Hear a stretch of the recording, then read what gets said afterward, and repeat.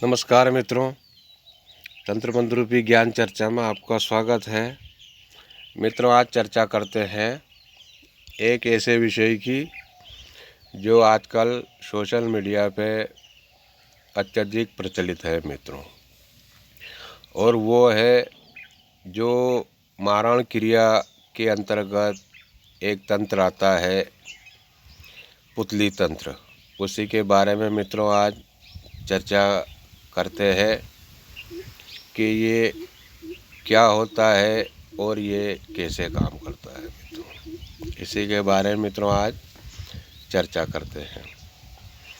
तो मित्रों, हमारे गुरुदेव के अनुसार 350 प्रकार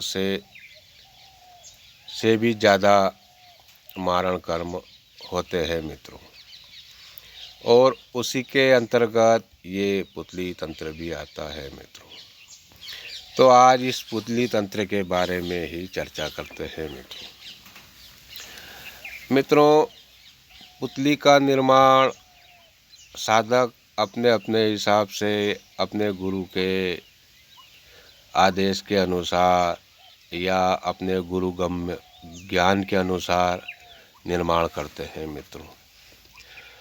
तो इसमें कुछ साधक शत्रु के वस्त्र से पुतली का निर्माण करते हैं, कुछ साधक आटे से निर्माण करते हैं, कुछ साधक उड़द के आटे से निर्माण करते हैं, और कुछ साधक 7 प्रकार के आटे से भी निर्माण करते हैं, और कुछ साधक मिट्टी से भी निर्माण करते हैं मित्रों। और कुछ साधक ऐसे होते हैं मित्रों जो केवल एक वस्त्र पे शत्रु की प्राण प्रतिष्ठा भी करते हैं मित्रों। तो इस प्रकार से एक पुतली का निर्माण किया जाता है मित्रों। अब इनमें मित्रों में इसको पुतली तंत्र को 3 भाग में विभाजित करके आपको समझाने का प्रयास करता हूँ मित्रों। सर्वप्रथम तो मित्रों जो साधक होते हैं वो इसको इंद्रजाल के हिसाब से क्रियान्वित करते हैं मित्रों। पुतली के ऊपर तंत्र करते हैं। और एक होते हैं मित्रों जो वैदिक तांत्रिक मंत्रों के आधार पर पुतली के अंदर शत्रु की प्राण प्रतिष्ठा करते हैं मित्रों। और तीसरा होता है मित्रों ग्रामीण साधक, यानी साबर तांत्रिक जो होते हैं मित्रों, ये कुछ अलग प्रकार से पुतली तंत्र को प्रयोग में लाते हैं मित्रों।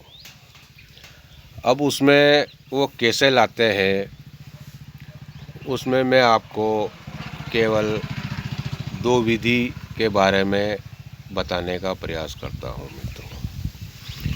मित्रों।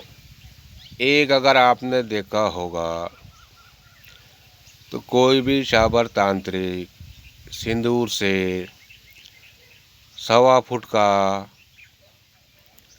एक गोल घेरा बनाता है, यानी सर्किल बनाता है। उसके अंदर एक त्रिभुजाकार भैरव यंत्र बनाता है मित्रों, और उस भैरव यंत्र के अंतर्गत एक बिंदु सिंदूर का लगाया जाता है।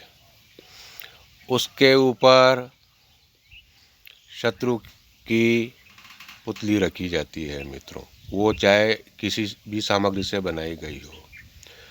तो वो भी मित्रों अचूक काम करता है, और उसका सारांश ये होता है कि वो शत्रु को भगवान भैरव के अधीन कर देता है मित्रों, उस भैरव यंत्र में स्थापित करके।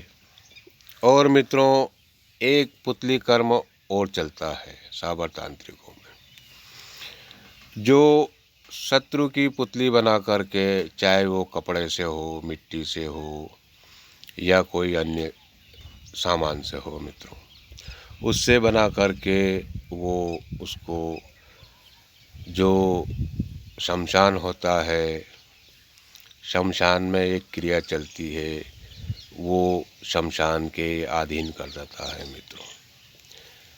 फिर वो जो शमशान के देवता होते हैं, वो उस शत्रु से किस प्रकार का बर्ताव करते हैं, वो फिर वो उनके हिसाब से ही होता है मित्रों। तो मित्रों, ये इस प्रकार से पुतली तंत्र होता है। इसमें जितनी मेरी बुद्धि है, ज्ञान है, उसके आधार पर मैंने आपको बताने का प्रयास किया है मित्रों। और